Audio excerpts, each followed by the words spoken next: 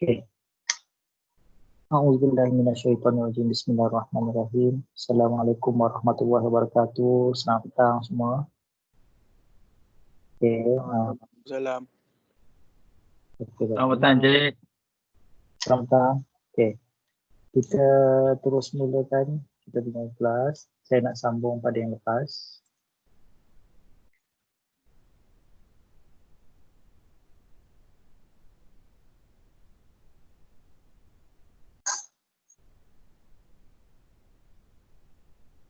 Boleh nampak tak? Oh, kosong. Okey. Sekejap.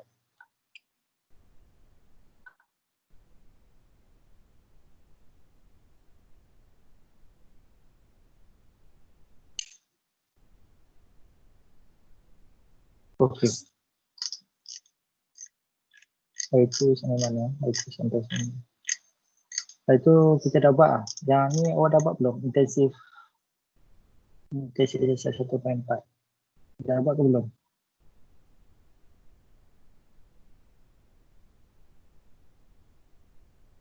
Tanya Anas bin Zaidi. Anas bin Zaidi on mic. Ya, Tuan.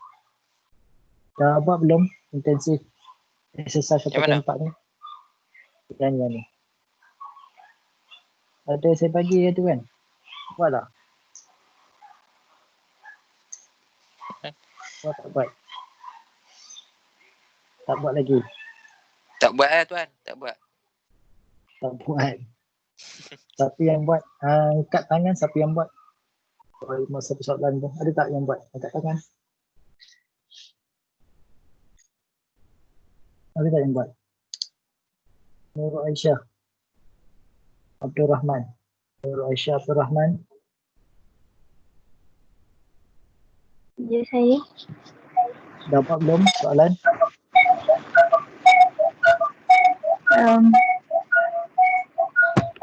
Buat lagi? Belum lagi. Buat lagi. Okay, Roshan. Roshan anak lelaki Francis Xavier. Roshan. Roshan anak lelaki Francis Xavier. On mic.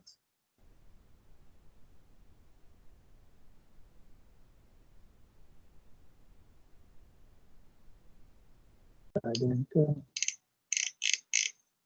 Suren Teren. Suren Teren. Suren Teren. Ya, Cik. Tak ada. Dapat belum soalan tu? Belum, Tuan. Belum buat lagi. Okey, tak apalah. Saya tak apa buat. Sebab bermula minggu depan kelas kita akan buat secara face to face kan. So awak akan masuk kelas. Kita punya online cuma sampai hari ni lah last lah. Minggu depan kita akan masuk kelas. Selasa dekat BKM Kuala 1 dan pada hari Khamis sekarang ni kita akan buat kelas kat lab science pukul 2. Okey. Okey, saya ikut rancangan mengajar. Pada hari ini saya akan teruskan topik Archimedes sahaja. Archimedes sampai tak banyak Archimedes ni. Main volume ni. Okey, sampai sini saja. Saya tunjukkan. Hari ini sampai Archimedes sahaja. Next week baru masuk Bernoulli. Okey. Bernoulli, mana Bernoulli yang ni? Kita pergi ke depan. Okey, kita start. Kita pasang lagi ni.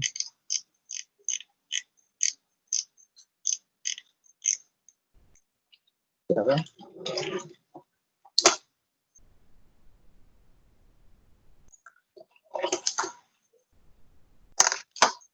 Baca dulu benda tu. Baca dan fahamkan.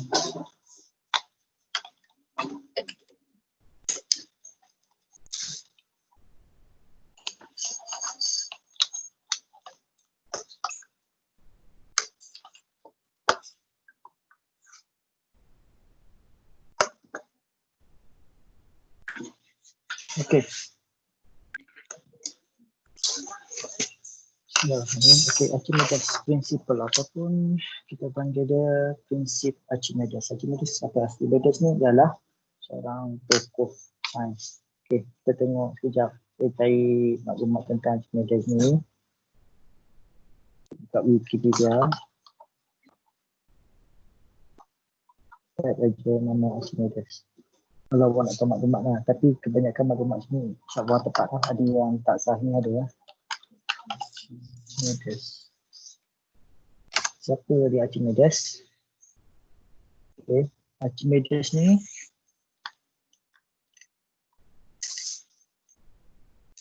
Archimedes of Syracuse ni. Nampak dia seorang mathematician Greek, orang Greek, sekarang ni Inggeris lah. Physician, physics, engineer, inventor dan astronomer. So ini tokoh, ini dia ambil politik. Dia yang mengeluarkan prinsip Archimedes ni. Okey, digunakan nama dia dan ini dah orang dia. Okey, yang ada tu boleh baca sendiri lah.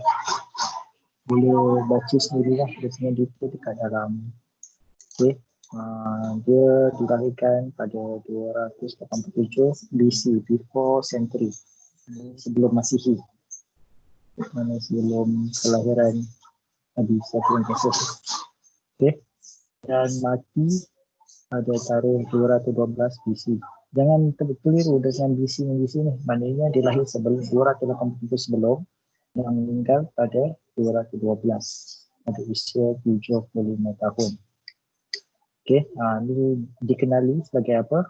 Archimedes principle. Okey, nampak? Bila kita buat ini terus keluar dengan maklumat. Archimedes principle tak ada upward buoyant. Okey, yang ni kita akan masuk lagi. Apa lagi yang terkenal ada? Archimedes screw, hydrostatic lever ni physical process of beam and rigid. Okay. Infinitesimal meiosis construction. Ini adalah apa yang apa invent dia, apa benda yang telah dia buat dalam perkembangan dia dalam bidang sains. Okay, ni ada. Okay. Dalam bidang matematik, fizik, banyaklah dia punya ni. Buat cuma belajar fizik, sains dengan matematik, dia sampai astronomer semua dia ada. Okay, matematik semua dia ada. Okay, kita tinggalkan dulu yang ni. Terus kepada apakah yang dikatakan prinsip Archimedes? Prinsip Archimedes. Okey, prinsip Archimedes menyatakan apabila satu jasad itu secara keseluruhannya atau secara partial, setara, mana separuh, immerse, tenggelam. Okey, tenggelam di dalam satu cecair yang dia akan bertindak, dia akan ada satu daya dipanggil daya buoyant. Buoyant ialah daya apungan. Daya apungan. Kalau istilah dulu kan, kita pernah dengar perkataan boya yang dekat laut, macam satu pelampung. Kita panggil pelampung. Okay. Orang kamu panggil boya. Tapi sebenarnya ialah dia asal daripada perkataan ini. Satu pun buoyant. Buoyant satu pun daya apungan. Which is equal, iaitu sama dengan berat cecair yang telah disesarkan. Maksud disesarkan ialah cecair yang keluar daripada satu bekas tu, okay, dia limpah keluar. Okay, itulah bekas, maknanya cecair yang keluar dari situ. Okay, bisa sama berat. Adanya satu jasad yang dimasukkan ke dalam air secara keseluruhan ataupun secara setara, berat dia tu, daya apungan tu adalah sama dengan berat air yang telah dikeluarkan. Bukan berat jasad tu, daya apungan dia berapa, sama dengan isi padu air yang telah dikeluarkan daripada bekas tu. Okey, dah faham itulah. Okey, application of Archimedes. Okey, aplikasi dia. Dekat mana kita gunakan Archimedes principle ni? Okey, dekat mana? Yang pertama kita tengok pada law of flotation. Hukum apungan. Fluid. Okay. Fluid memang terapung, hukum apungan. Apabila satu objek terapung dia displace. Maknanya dia menggantikan input weight. Maknanya dia menggantikan berat cecair itu, which is float. Yang mana bila satu bahan tu letakkan, mesti ada pergerakan air. Air itu akan melimpah. Jadi daya apungan bagi satu objek itu adalah sebenarnya air melimpah. Seperti yang saya tadi lah. Okey, tengok yang pertama, weight of floating object. Maknanya berat objek yang terapung adalah sama dengan berat air yang telah disesatkan. Okey, berat air yang telah disesatkan. Maknanya berapa banyak air keluar. Mass jisim bagi objek yang terapung itu adalah jisim bagi air yang telah disesatkan. Okey. Okey, yang pertama kita tengok dekat mana Archimedes ni digunakan. Yang pertama kita tengok pada submarine. Submarine ni apa? Kapal selam. Okay, bagi yang tak tahulah, kapal selam, submarine. Okey. Apa kita tu? The buoyant force acting, daya apungan yang bertindak ke atas kapal selam is always fluid, it always the same. Maknanya cecair yang daya apungan yang bertindak ke atas kapal selam itu sentiasa bergantung pada cecair yang digantikan. Okey, cecair maksudnya air laut dah sini. Air laut tersebut sebagai dia akan bertindak atas kapal tersebut sama ada dia akan menjadi kapal tersebut tenggelam ataupun timbul. Okay, peranan air laut tu lah. Okay. Dia macam ni tau. Dia bukannya macam letak kapal selam, air tu melimpah ke darat, tak. Okay. Bila letakkan kapal selam tu ada satu bahagian yang akan menyedot air laut supaya kapal selam itu berat. Okay. Bila kapal selam itu berat, dia akan tenggelam. Bila nak timbul, dia akan keluarkan air daripada badan kapal selam. Okey, macam ni. Tengok yang pertama. Apabila water ni dipam masuk pada tangki balas. Tangki balas ni tangki kat luar ni. Okey. Okay. Balas tinggal. Ini balas ni.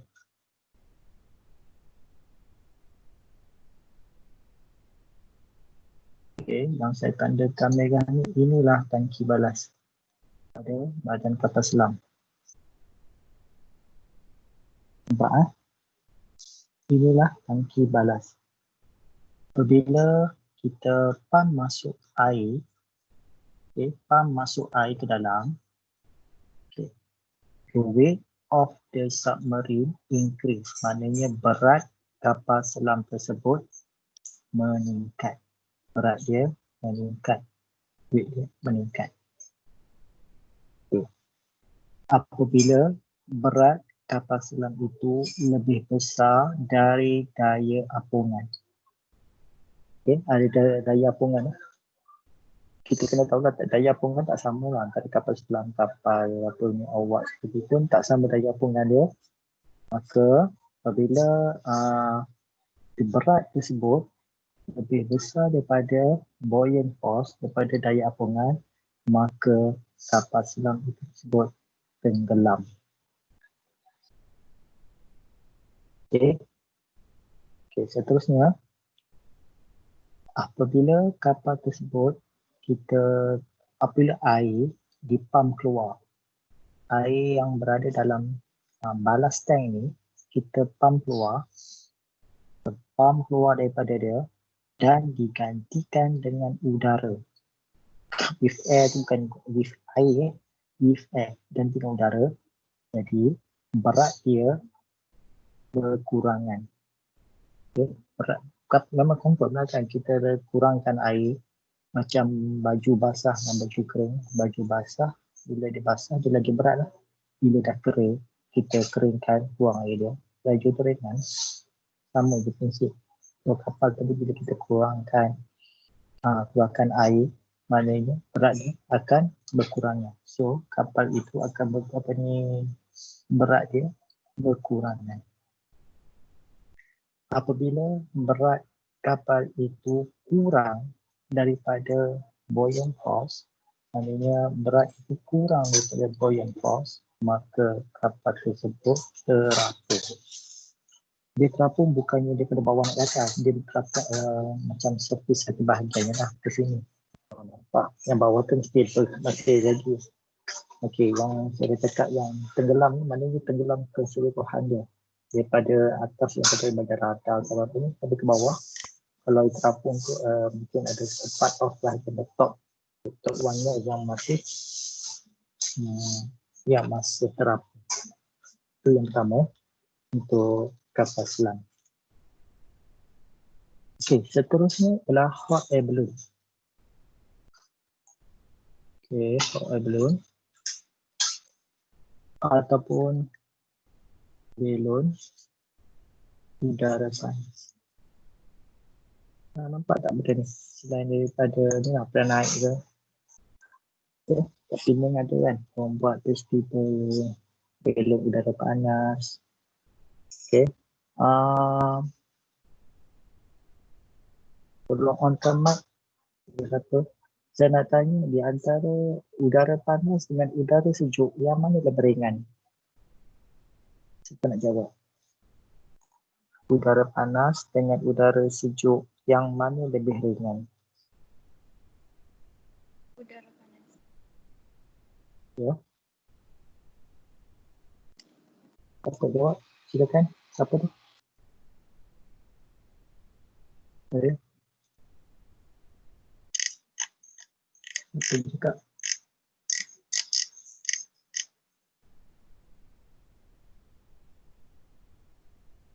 Lydia Kumar. Saya ambil attendance sekarang. Ada seorang tak ada? Lydia Kumar. Mana Lydia Kumar?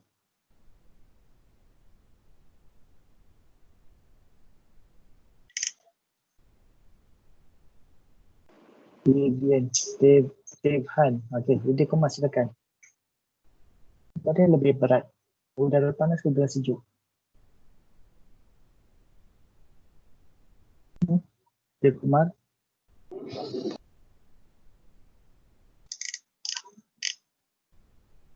Okey, Devan Raj, silakan. Udara panas, cik. Lebih berat Lebih berat udara sejuk. udara sejuk. Okey, terima kasih. Okey, terima kasih. Okey, balon udara panas. Antara udara panas dengan udara yang sejuk, yang lebih berat adalah udara sejuk. Itu sebab kita letak aircon kita dekat bahagian atas. Kenapa? Kita nak udara sejuk turun ke bawah. Dan kena kat kita lah udara sejuk. Kalau awak letak aircon dekat bawah, kita tekan paras satu kaki dua kaki lantai, dia hanya sejukkan bahagian lantai saja. Okay. Dan dia ada satu udara panas, dia akan ringan, dia akan mudah naik ke atas. Itu sebab kita letak macam exhaust fan kat atas, sedut udara panas, dia ringan. Okay, tengok dalam ni, hot air balloon. Hot air balloon displays a large volume of air. Dia bukan tercari saja dalam Archimedes ni, dia turut dengan udara. Okay, udara panas daripada balon ni, dia akan menggantikan ruang yang ditinggalkan oleh udara yang sama. Jadi udara panas ni lebih ringan. Dan kalau kita panaskan udara, kalau awak tengok hot air balloon kan dia ada macam satu dapur kan. Dapur yang ada gas. Dipanaskan udara dalam tu supaya udara tersebut lebih ringan. Bila lebih ringan, dia boleh mengangkat beban yang ada kat bawah lah. Angkat barang untuk angkat orang. Okay. Itu yang kata kita boleh terapung lah udara benda ni. Sebab tekanan tak sama, tekanan daripada dalam dan luar, dan udara suhu udara di luar dan di dalam adalah tidak sama. Suhu udara bila kita kat bahagian atas, udaranya lebih sejuk sedikit, daripada udara yang panas tadi. Jadi kalau nak menaikkan lagi, dia akan panaskan, dia bukan buka besar supaya udara dalam tu lebih panas lagi. Okay. Kalau dia nak mendarat, nak turun ke bawah, dia just tutup udara tu, jadi udara tu sejuk dan dia ada sama dengan suhu kat luar, dan dia punya bila udara panas boleh turun ke bawah. Itu adalah prinsip penggunaan prinsip lagi terhadap hot air balloon. Okey, seterusnya ialah hydrometer. Hydrometer ialah apa? Hydrometer digunakan untuk mengukur densiti ketumpatan relatif bagi satu titik cecair, untuk mengukur ketumpatan relatif bagi cecair. Okey, itu hydrometer. Apabila hydrometer terapung dan keadaan terapung pada permukaan liquid, apabila hydrometer terapung, keadaan terapung pada permukaan, berat bagi hydrometer tersebut adalah sama dengan berat cecair yang telah disesatkan. Okey, ini rumusnya mg sama dengan vbg. M ialah mass of hydrometer, iaitu berapakah jisim bagi hydrometer tersebut. G ialah graviti yang 9.81. Kemudian V ialah volume of liquid displaced, iaitu isi padu bagi cecair yang telah disesatkan. Rho ialah density of liquid, iaitu ketumpatan bagi cecair tersebut dalam unit kilogram per meter padu per ataupun boleh tulis macam ni lah. Kita boleh tulis kg bagi m kuasa 3 kg per m kuasa 3. Betul gitu. Kalau tulis straight macam ni tanpa stroke, kita letak negatif 3. Okay. Dan G ialah pecutan graviti, iaitu meter per saat, ataupun boleh tulis m per s kuasa 2. ms kuasa 2.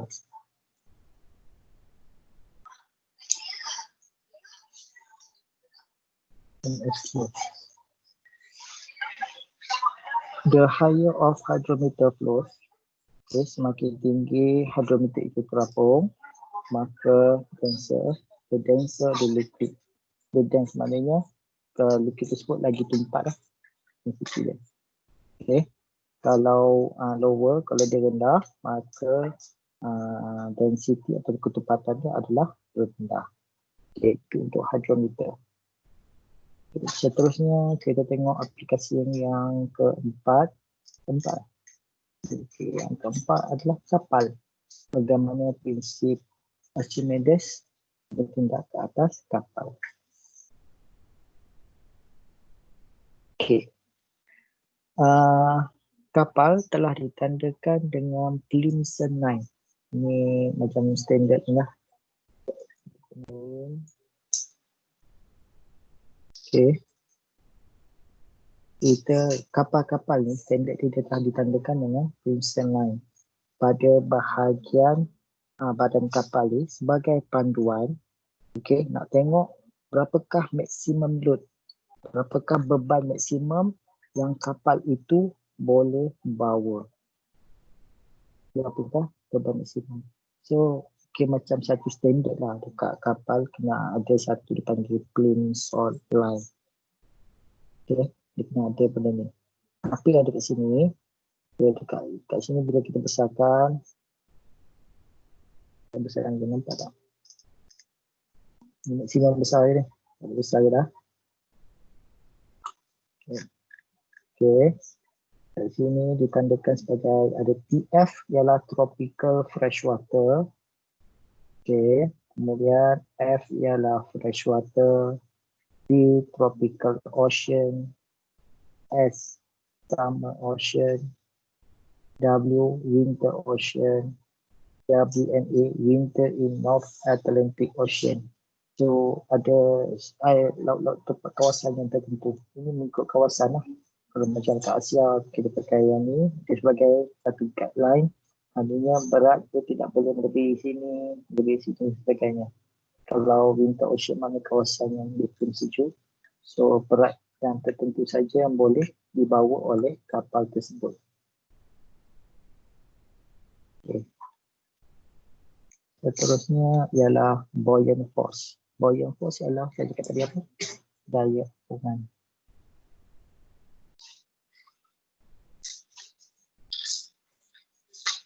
Daya apungan. Okay. Apakah yang dikatakan meaning of Archimedes menyatakan bahawa immerse in fluid, ini tenggelam di dalam cecair. Tenggelam sebenarnya ialah berat cecair yang telah disesatkan. Ini berat cecair yang telah dikeluarkan daripada situlah. Okey. Seterusnya ialah buoyant force. Buoyant force ialah daya apungan bersamaan dengan reduction in weight of object. Pengurangan berat pada satu objek tersebut. Buoyant force juga memberi maksud actual weight, maknanya berat sebenar tolak dengan apparent weight. Mana satu actual weight, mana satu apparent weight. Actual weight ni adalah berat yang kita timbang sebenarnya tu. Kalau kata meja timbang berapa kilo. Berat apparent weight ialah berat ketika dia berada dalam air. Jadi perbezaan berat antara berat sebenar dengan berat di dalam air tersebut adalah bersamaan dengan daya apungan. Daya apungan juga adalah bersamaan dengan berat cecair yang telah keluar, melimpah keluar. Cecair yang telah melimpah keluar. Okay. So ada tiga makna sini lah tentang buoyant force. Buoyant force ni adalah ini, buoyant force adalah ini, buoyant force adalah ini. Jadi tiga ni lah. Okay. So ada 1, 2, 3 untuk menceritakan apakah itu buoyant force. Okay. F sama dengan F ni adalah daya apungan, buoyant force lah. Okay. Buoyant force adalah sama dengan V ialah volume of fluid displaced dalam unit meter padu, P density of fluid, dan G adalah gravitational. Okay. So kita kalikan benda ni, V kali P kali G, unit dia adalah sama dengan M kuasa 3 dikalikan dengan rho ialah kilogram per meter padu dikalikan dengan G adalah meter per saat kuasa 2. Kita boleh terpotong. Yang tinggal adalah kgm per S kuasa 2 ataupun kita boleh tulis kgm S negatif 2. So ini adalah unit bagi buoyant force. Unit dia. Okay, unit dia lah. Okay. Kita tengok. If the object is floating stationary. Apa maksudnya? Jika objek itu dalam keadaan terapung. Ini keadaan terapung.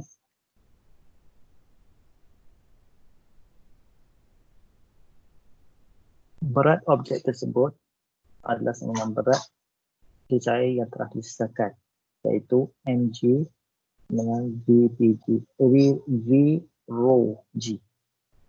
Okey, kita tengok sini. Kita tengok penimbangan ni. Satu katakan bongkar besi berat 7 kilo. Kita timbang di udara. Kita timbang di udara berat 7 kilo. Okay. Kemudian objek tersebut kita tenggelamkan ke dalam air. Kita tenggelamkan ke dalam air, berat dia bila kita timbang balik, timbang di udara, okay, dia akan menunjukkan angka 4. So ada 3 kilo telah keluar. Bukan berat objek ni, objek 7 kilo. Okey, 3 kilo. Maknanya kat sini daya apungan dia adalah 3 kilo water. 3 kilogram. Wah, okey. Boleh semua? Okey. Maknanya pengurangan kat sini 7 daripada 4 ada 3 kilo. 3 kilo ni adalah buoyant force dia.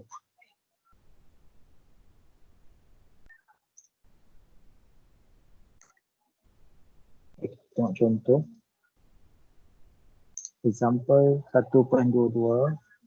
KD hang jebat. KD stand for kapal diraja.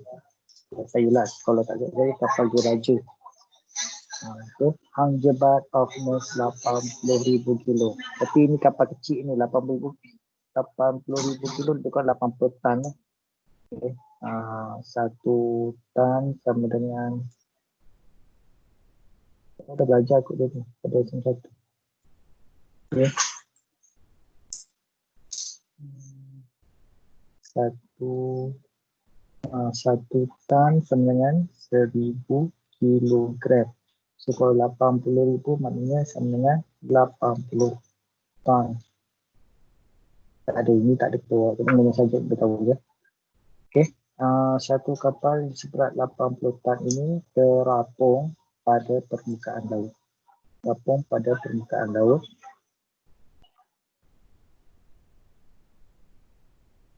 Okay. If the density adalah ketumpatan ataupun rho bagi air laut tersebut adalah 1250 kg per meter padu. Berapakah volume yang telah disesarkan oleh air laut tersebut? Berapakah volume air laut yang telah disesarkan? Berapakah isi padu dia? Padu dalam unit N kuasa 3 air laut.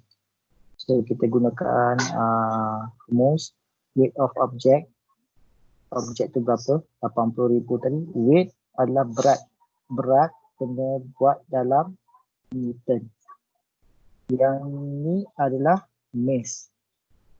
Okay. Mass adalah ulang gaji dalam unit kilogram. Kalau weight adalah berat dalam unit Newton. Okay. Jangan tu. Kalau orang tanya berat awak kena kalikan dengan 9.81. Okay. Bukannya 30 kg, itu semua adalah mass ataupun GC. Okay. Ulangan Okay. Weight of jet mg sama dengan weight of fluid replace. Apakah jumlah berat yang telah disesarkan. So kat sini kita masukkan nilai lah. Ini adalah kita punya berat tadi. Mass kita. Okay. Kemudian tinggal G itu 981. V ni yang kita nak cari. Kemudian ini adalah ketumpatan air laut. Dan ini adalah puncakan graviti. Yang sama lah. So dapat kat sini adalah cuba tekan tu. Betul tak betul? Mungkin saya mak balik benda ni. Okay. Betul tak betul kita kena tengok balik. 80,000 kali 981 bahagi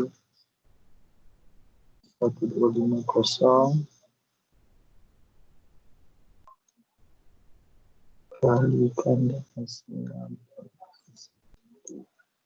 So dapat 64 meter padu. So sebanyak 64 meter padu air telah tersesar. Maksudnya bila kapal ini terapung, belum tenggelam terapung kat laut, sebanyak 64 meter padu air telah tersesar. Macam mana nak kira 64 ni? Awak kira macam ni dah. Satu macam bekas yang cube yang berkurang 1 meter, 1 meter, 1 meter. 1 meter lebar, 1 meter tinggi, 1 meter panjang. Macam cube ni, kotak besar 1 meter tu, penuhkan air ke dalam dia, penuhkan air dia, baru dapat 1 meter padu. So, awak kena kalikan dengan 64 kotak ni, barulah dapat 64 meter padu. Okay, 64 meter padu air tu sama dengan bila satu kapal seberat 80,000 kilogram ataupun 80 tan baru letak dan terapung, bukan tenggelam. Baru letak dan terapung, dia telah menyelesaikan air sebanyak 64 meter padu. Okey. Okey. Example 1.23. Okey, 1.23.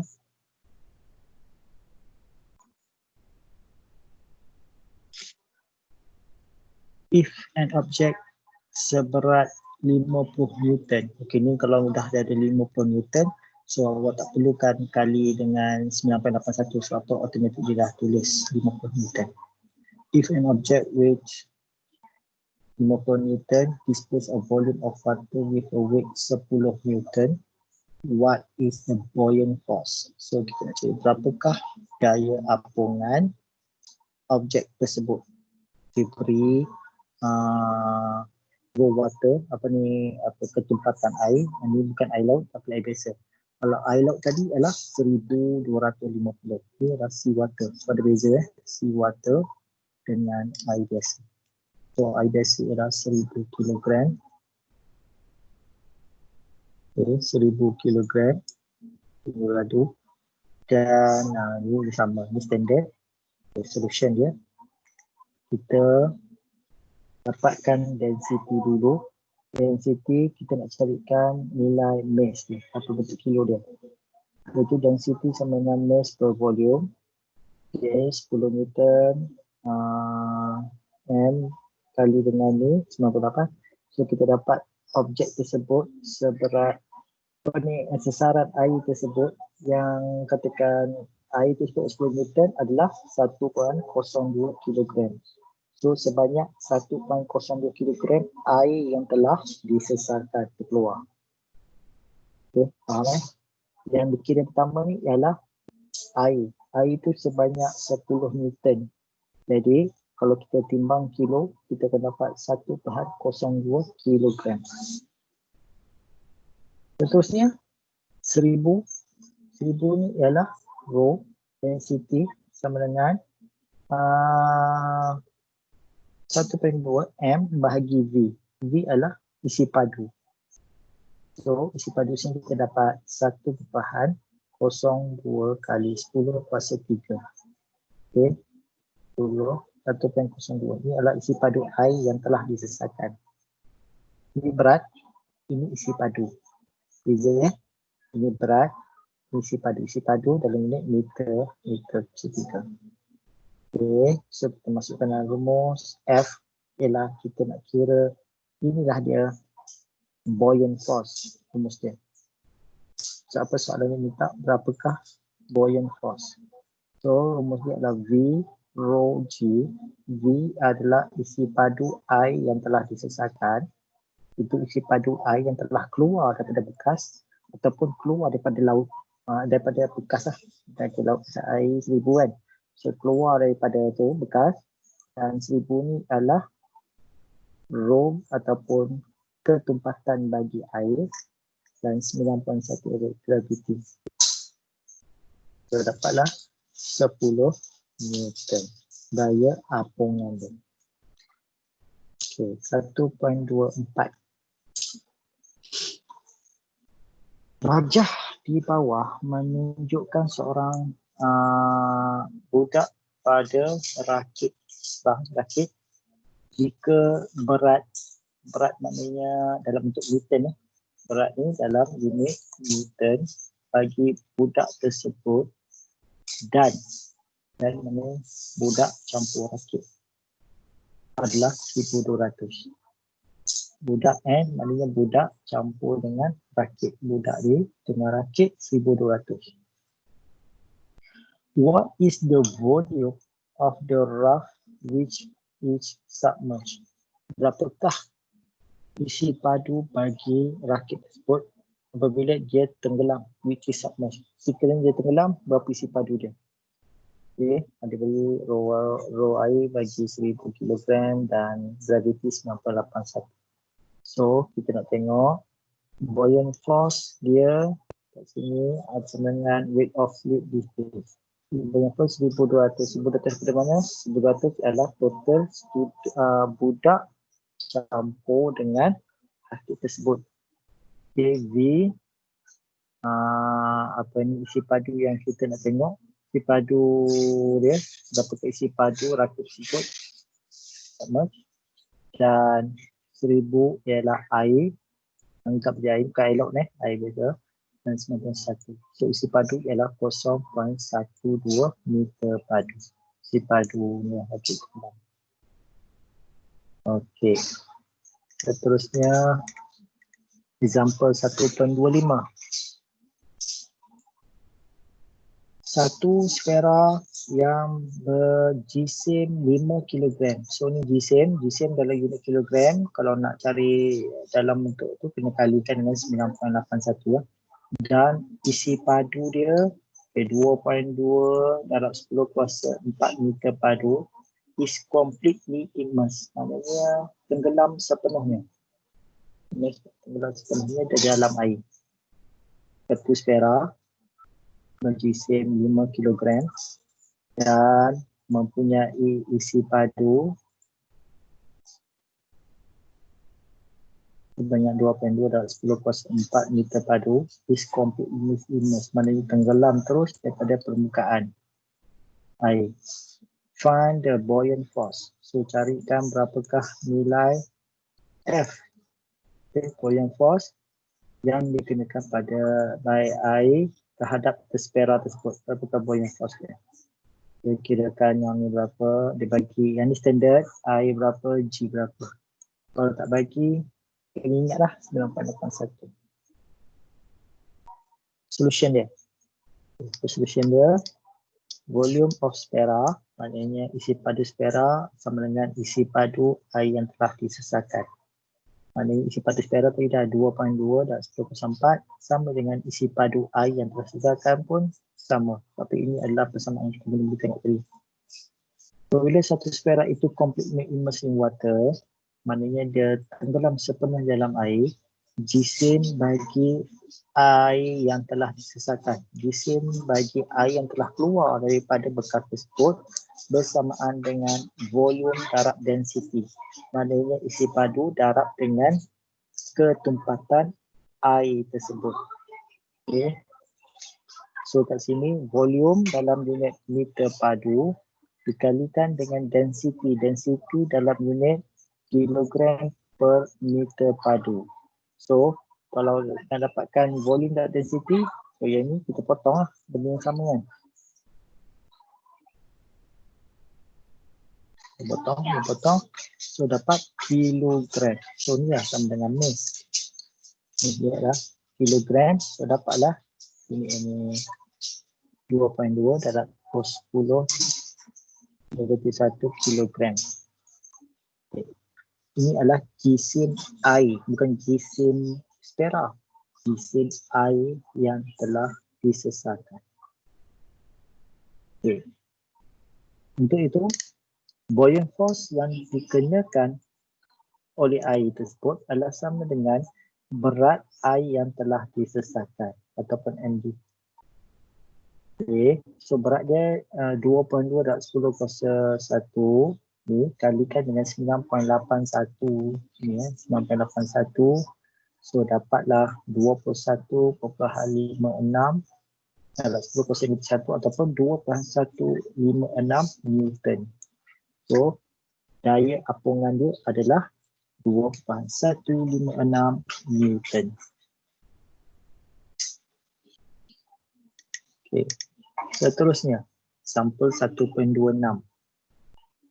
Kalau tak faham, ulang baliklah video ni. Video ni dah direkam. Salah untuk ulang balik. Okay, example 1.26. A jetty that made from timber log. Satu jetty yang telah dibuat daripada kayu balak. Okay. Has a buoyant force, ada mempunyai daya apungan sebanyak 2,500 Newton. Okay. Rest in a swampy lake. Mana kami dengan kawasan yang apa namanya? Paya, kawasan Tasik Paya ni. Where is density? Okay, kalau macam air biasa 1,000 kan. Air laut 1250. Tapi untuk berpaya ni adalah 1,200. Kawasan yang berpaya ni, kalau ditanya bagi kawasan pelik-pelik, dia akan bagi density dia lah. Kalau tak nyatakan, 1,000 saja untuk air biasa. 1,2. What is the volume? Okay, berapakah dia punya isi padu? Okey, dia beri F ialah apa tadi? Buoyant force 2,500. Rho adalah ketumpatan bagi kayu barak tersebut. Ketumpatan bagi air paya tersebut 1.2 dalam 10 kuasa 3. Okey. Dan satu lagi G ialah 9.81 meter persegi.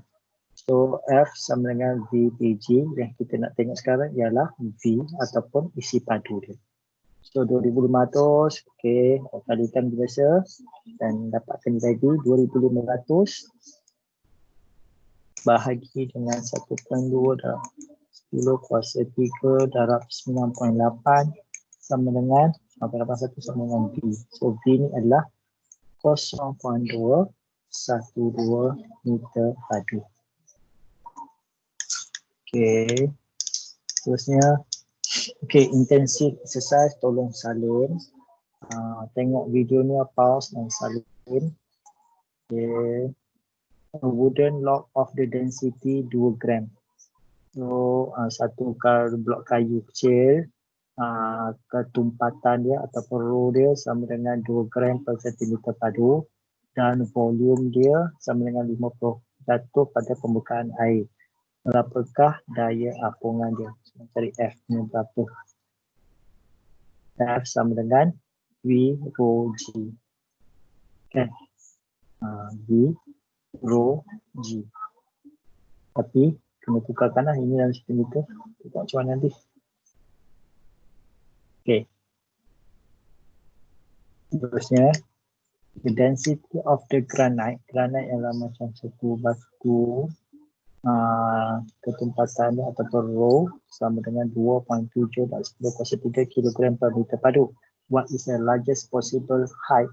Berapakah ketinggian maksimum untuk solid cylindrical pillar of the radius 20 meter with mass of 750?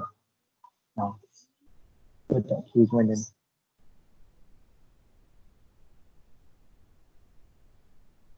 Possible height.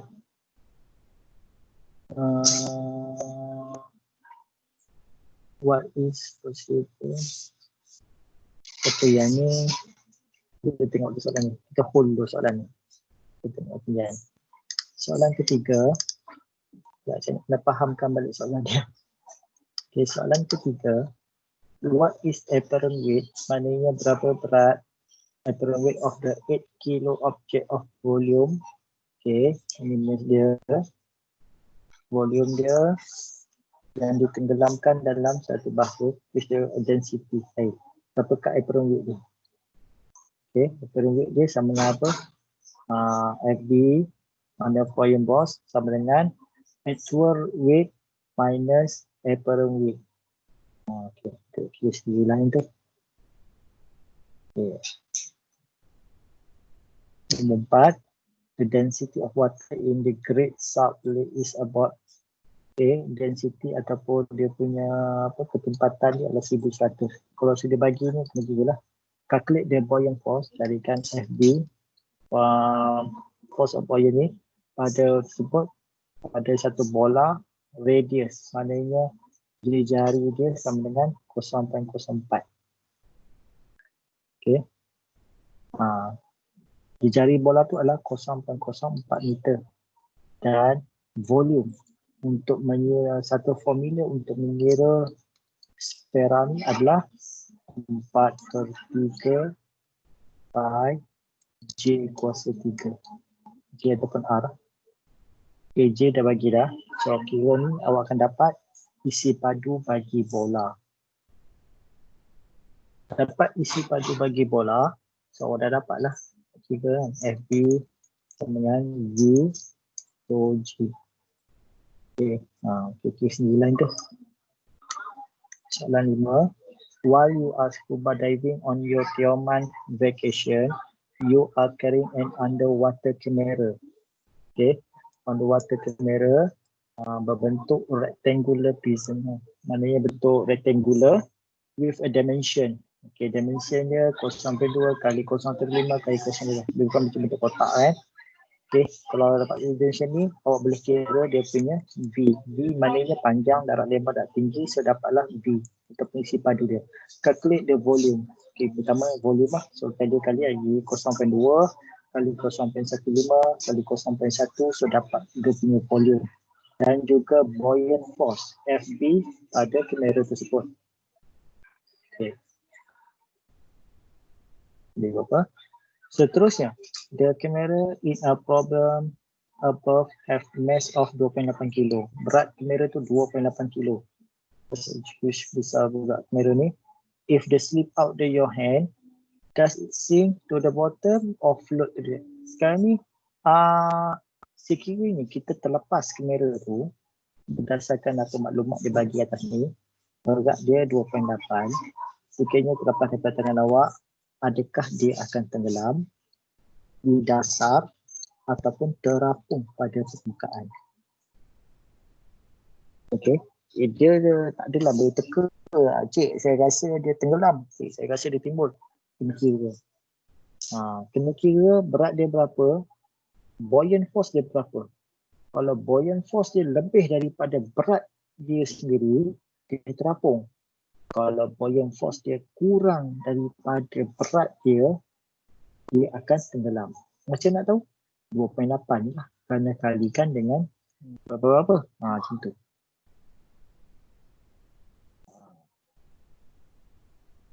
Okay. Dia tadi kita kena buat sendiri ni. Soalan 5. Soalan nombor 6. The water of the very salt lake has density. Maknanya tasik garam lah. Tasik garam.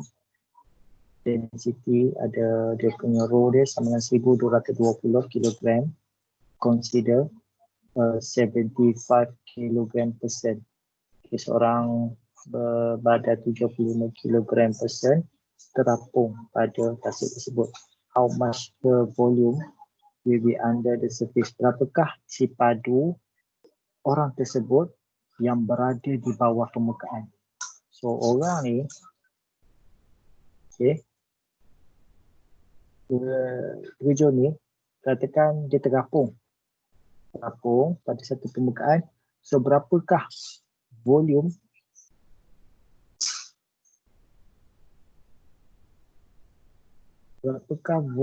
isi padu yang tenggelam di bawah air? Okay, seperti berapakah isi padu? Kena kira lah. Isi padu orang tu berapa? Betul. Tapi yang tenggelamnya berapa? Kena kira. Depan ada sini. Okay, soalan 7. Paperweight, pembarat kertas tu biasa yang kita letak meja kan, yang macam besi ke apa kan, letak tu. Bila kita timbang dia kat udara, maksud timbang udara macam kita angkat pakai penimbangan. So berat dia adalah 6.9. Bukan timbang udara kita campak kat udara tu. Kita angkat, ikat dia dengan timbang, kita angkat dia dari atas meja. So contohlah with in air, maknanya kita angkat dia timbang, berat dia 6.9 Newton. 6.9 Newton. Kalau dapatkan dalam kilogram, awak kena bahagikan dengan 9.81. Saya dapat berapa kilo. Betul? Okay. When completely immersed, maknanya bila dia tenggelam sepenuhnya di dalam air, berat dia punya berat dia menjadi 4.7. Tadi 69. Bila kita tenggelamkan dalam air sepenuhnya, berat dia hanya jadi 4.3 Newton. So, carikan volume dia. Berapakah isi padu pemberat kertas tersebut? soalan nombor 8. Ada lagi. Soalan ke-8. Satu kotak box shape vessel, maknanya bentuk macam cup vessel ni. Panjang dia 105 panjang, 30 meter beam dan 20 meter deep dalam. Okay. 3 meter lebar dan 20 meter ke dalam. Macam bentuk kapal lah, biasa kapal. Is floating upright in fresh water. Okay, fresh water ni ingat kalau fresh water row dia terus kepala kita ialah ingat 1000 kilogram per meter. Okay, row dia 1000 kilogram. Badan boleh duduk. Ya. Kalau ada ayat fresh water, ingat kepala kita terus row sama dengan 1000 kilogram per meter tadi. If the displacement is 19,500 tan, jika displacement maknanya sesaran air yang telah keluar tu sebanyak 19,500 tan, find the volume of the reserve buoyancy. Carikan isi padu baki pada reserve buoyancy daya apungan yang boleh masukkan lagi. Berapa? So kena kira isi padu vessel dulu berapa. Okay. Seperti inilah. Okay. Terusnya. A basketball float in the bathtub of water. Satu bola keranjang terapung pada satu bathtub air. The ball has a mass, jisim sebanyak 0.5 kilogram dan diameter dia 22 cm. Diameter dia 22. What is buoyancy force? Berapakah daya apungan dan berapakah volume water yang disesatkan oleh basket? So kat sini ada satu benda yang kita ingat adalah cari isi padu bagi sfera. Okay, sfera.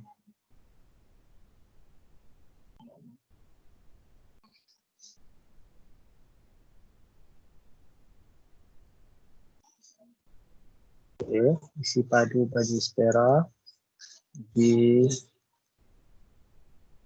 sfera sama dengan 4/3 pi j kuasa 3.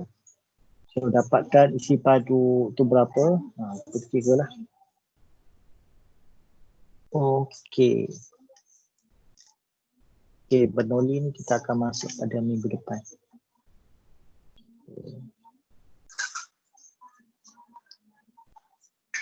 Okay. Macam mana semua? Comparison. On kan mic. Comparison.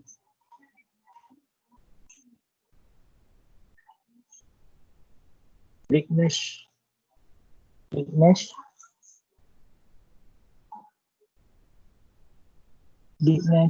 Hello. Ya, siapa cakap ni? Comparison. Tidur ke apa? Saya cakap. Dengar ke? Bukan Encik. Sini network slow sikit tapi dia boleh dengar. Okey. Macam lain sikit. Clear tak tadi saya punya presentation dia punya tu? Nampak clear tak? Tapi lag sikit. Dengar lama. Okey, tak apa. Nanti bila benda ni kita rakam, esok kalau awak dapat free boleh tengok balik, mungkin boleh faham jelas lah. Thanks. Okey. Saya nak cakap lagi dengan Nurul Nasrin. On mic. Ya saya sir. Boleh ke? Bolehlah sikit. Apa nanti saya tengok balik video ni, record. Muhammad Nur Saiful. Ya. Macam mana? Okey, boleh ke? Alhamdulillah. Kira-kira dah tak faham lagi. Okeylah, setakat ini saja. Kita akan jumpa pada minggu hadapan secara bersemuka. Okey, saya ingatkan sekali lagi kelas kita pada hari Selasa pukul 10 pagi dekat BKM 01. Okey. Tentang buku nanti saya akan bincang dengan Puan Aisyah tentang cetakan buku macam mana. Harga pun saya tak tahu lagi berapa. Jadi saya akan tanya dia nanti. So kelas kita pada Selasa pukul 10 hingga pukul 1 dekat BKN 01 dekat mechanical. Okey, saya tahu tempat. Dan pada hari Khamis waktu sekarang pukul 2 hingga pukul 5 di lab science. Okay, lab science. Tahu kan semua dah pergi lab science, tak ada masalah. Okey, setakat itu saja untuk hari ini. Okay, saya sudahi dengan wabillahi taufiq wal hidayah. Wassalamualaikum warahmatullahi wabarakatuh. Selamat datang.